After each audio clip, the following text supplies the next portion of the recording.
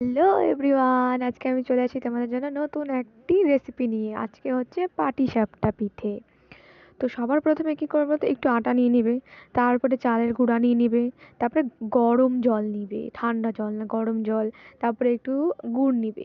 গুড় নিয়ে এটাকে একটা ব্যাটার বানায় নেবে। ব্যাটারটা না মোটা, মানে না ঘন না খুব পাতলা, মিডিয়াম রাখতে হবে, এটা বুঝে নিতে হবে। নিজে না পারলে নিজের বাড়ির বড় কাউকে জিজ্ঞাসা করে নেবে, সে দেখিয়ে দেবে। তো আমাদের এখানে ব্যাটারটা কমপ্লিট, আমাদের এখানে ব্যাটার রেডি। তো আমরা এখানে মাঝখানে পুর ভরার জন্য আমরা নিচ্ছি নারকেল আর গুড়, আর কিছু ইউজ করিনি। আর এদিকে আমি নারকেল গুড় পাকাতে পাকাতে আমার ভাগ্নি নিয়ে চলে এসেছে খাইতে। তো ও হচ্ছে খাওয়ার জন্য খাইতে চলে আসছে, তো ওকে দিলাম আমরা। এবার আমি আরো ভালো করে ওটাকে ভাজবো।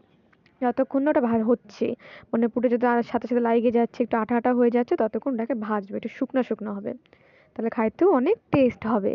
আমাদের পুর বানানো হয়ে গেছে, এদিকে আমরা এখন পিঠাটা বানাবো। তো দেখতে থাকো পিঠাটা কিভাবে বানাই।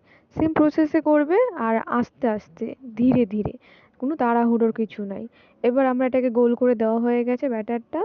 আর কিছুক্ষণ, মানে কয়েক 2 মিনিটের মতন এটাকে আমরা রাখবো, মানে এটা পাকার জন্য, মানে হওয়ার জন্য। তো আর কি, যখন এটা দেখবে যে হয়ে যাবে, তারপরে ওইদিকে নারকেলের যে আমরা পুরটা বানাইছিলাম ওটাকে মুঠের মধ্যে নিয়ে একটু শক্ত করে পাকায় নিব। তারপর ওটা হাত দিয়ে পিঠাটার মাঝখানে দিয়ে দেবো, যাতে পিঠাটা মুড়ে যায় ভালো করে। তারপর আস্তে আস্তে হালকা হাতে ওটাকে মোড়ানোর চেষ্টা করব। আস্তে আস্তে মোড়াতে হবে, কারণ এটা ভাঙে যাওয়ার চান্সেস অনেক বেশি থাকে।